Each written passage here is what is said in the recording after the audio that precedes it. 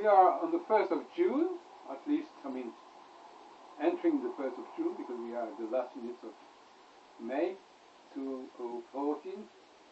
And I would like to speak on the question of the beginning of the Zodiac,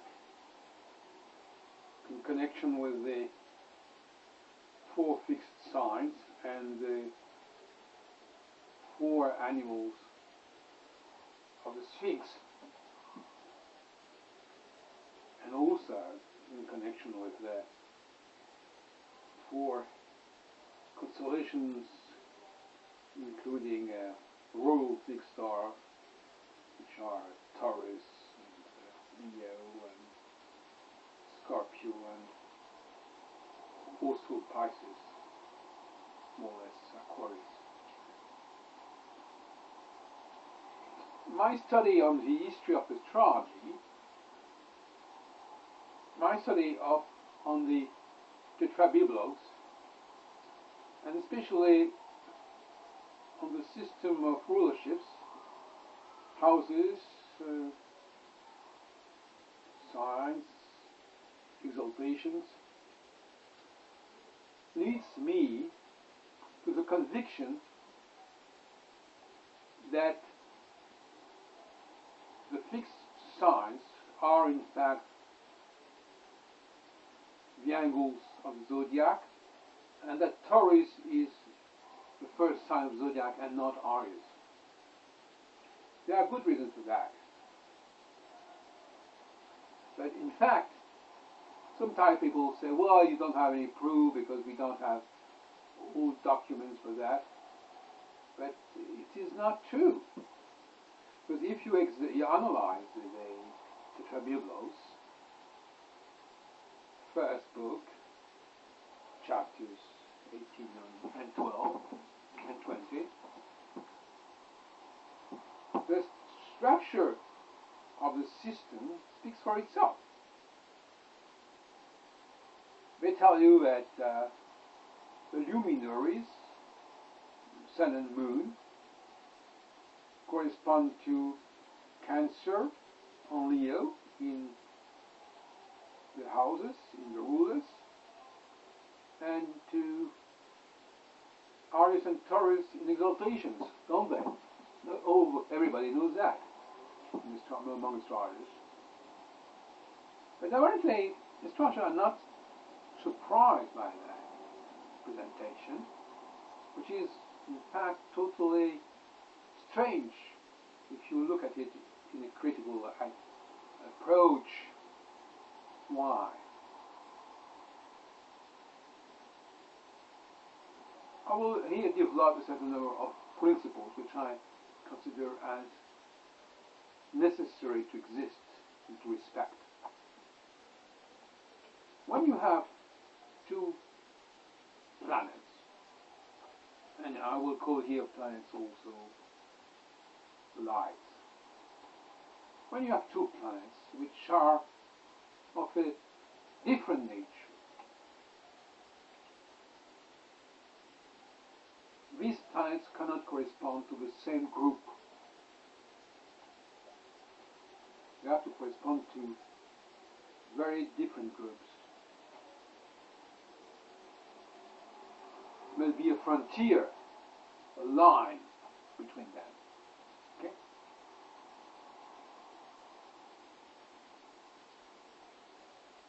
It's like having, I don't know, 2 different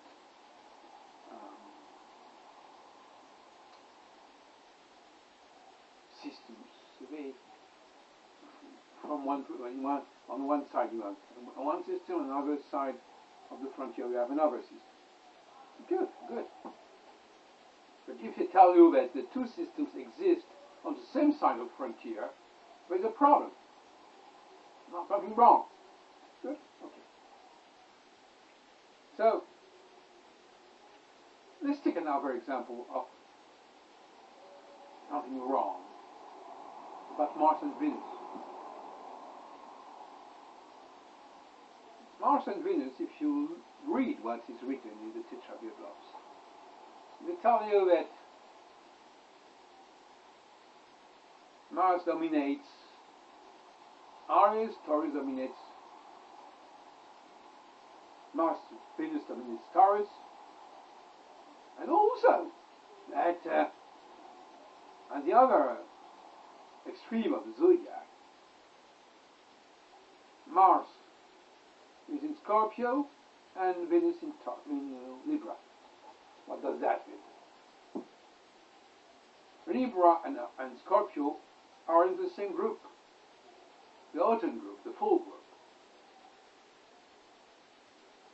And Aries and Taurus are also in the same group, the spring group. How is it possible? The same thing with the lights. Aries and Taurus for Moon and Sun, which are really opposite values, are both in spring. And Cancer and Leo, which correspond to also two opposite values, which are Moon and Sun, are in the same season, which is summer. So something is rotting in the kingdom of astrology here. How do you explain that? Because this is not that only the only point. When the Tetrabiblos says that there are two houses, I'm sorry, I don't know exactly how you say it in English, two rulers, I think, two rulers for each planet, for the group of 7 planets, the septenary, as you say in French. Mercury in Gemini, Mercury in Virgo, Venus in Libra, Venus in Taurus, Jupiter in Pisces, Jupiter in Sagittarius, etc. There is a symmetrical axis for this double system. Where passes the symmetrical axis? Between Cancer and Leo? Between Aries and Taurus? How come? Cancer and Leo belong to the same season. If the axis were passing between Cancer and Leo, that would be another story. If the axis would pass between Aries and Taurus, it would be okay. This is not the case. So something is wrong, and it has never been mentioned as such, so far as I know, even by an adversary of astrology. So all these elements, all these observations which I have collected and presented in the last minutes, go in the same direction, converge in the same direction, which is, as you probably have guessed, the certainty that initially the fixed signs were not in the second position in the season, but in the first position. The fixed signs were the beginning of each season, and therefore the first season, which is, if you want, spring, was introduced by Taurus, as summer was introduced by Leo, etc.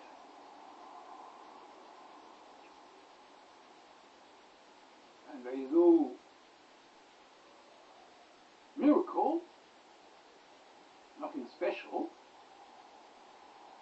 We want to understand why the fixed stars, the whole fixed stars, correspond to fixed signs. In fact, the fixed signs are the signs of the fixed stars. And as far as I remember, the Indian astrology, in its tradition, knows that the first sign of Zodiac was Taurus. I don't want to mention the question of the precession of the equinoxes here. This is not my point. My point is that the whole astrological structure is based on a zodiac which begins with Taurus and seasons which begin with fixed stars, fixed signs. Mutable signs, therefore, are the signs of the middle, and the cardinal signs are the final signs.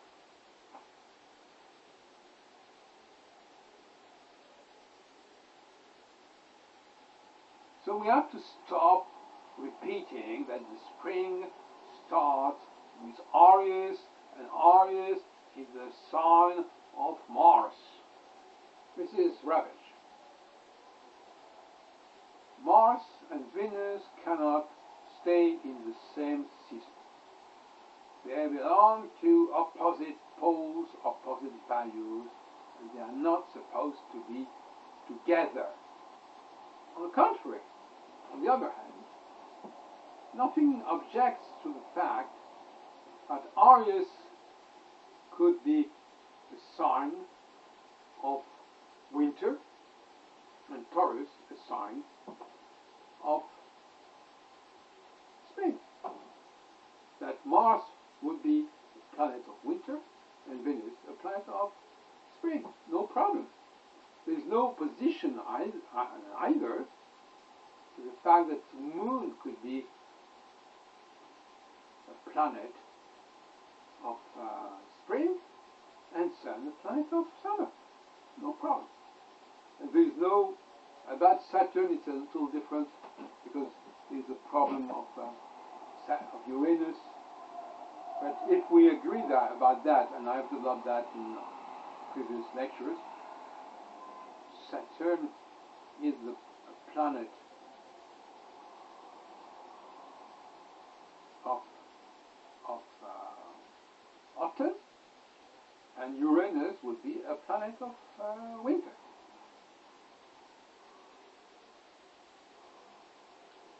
The rule is here that the polarity between two planets is only conceivable between two different seasons or between opposite seasons. For instance, the position between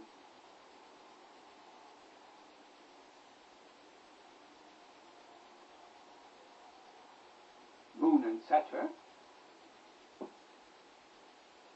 in rulers and also in exaltation is a diametrical opposition. Moon in Aries, Saturn in Libra. Moon in Cancer, Saturn in Capricorn. You will object that Moon is not in exaltation in Aries. A long time ago I have proved that there was a mistake here, that some permutation occurred a long time ago. Moon has to be in a masculine sign, in an even sign, or it has to be in a masculine sign, in houses, in rulers, and in a feminine sign. It has to be in a different gender when it is in exaltations and when it is in rulers. It is impossible that the same planet be in the same type of sign in the two cases of exaltations and rulers. So this is a matter of very simple arithmetic and geometry. It has to be respected. Finally, we have to accept the idea that Mars is a planet of autumn and not of spring, a planet of winter and not of spring, planet of the end of the good seasons while Venus is the planet of the good season. Okay? Mars is the moment when the sun dies in a way, when the day dies, when the day is losing in front of night. To compare winter with night, or autumn with dawn, or sunset. It's a very basic clarity to have here, to respect here. So, finally, the astrology that I propose with the astrocyclone is very clear. Because my system is based on the fact that the beginning of each of the cycles of 7 years is based on one of the 4 fixed stars, of the 4 world fixed stars. So I don't respect the usual zodiac, you know. So when Saturn is conjunct with Halbronn, which is a star of Taurus, then it is the beginning of the system. And when it is conjunct with Regulus, a star of Leo, constellation of Leo, it is the beginning of a new 7-year circle. And it's very simple. Of course, when I want to calculate the position of the 4 fixed stars, I have the right to open ephemeris, which are even built on the basis of the tropical zodiac. It's just an information, it's just a commodity, it's just comfortable, it doesn't mean anything else. I know that Saturn is to be in conjunction with Antares, has to reach 9 degrees Sagittarius, tropical. You know that, but it's just a convention.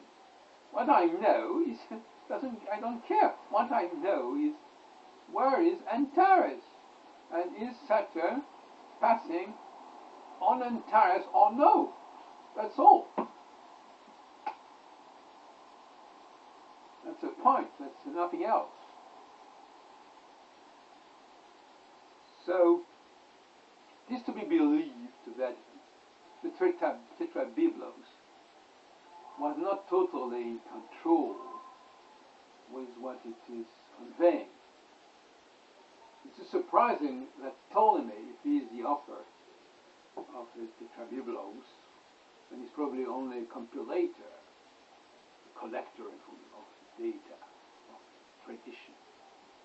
It is surprising that he did not notice this strange situation of sun and moon so opposite by nature and controlling the same season, that is summer, or that is in quotation spring. It is totally absurd. That's what I wanted to say.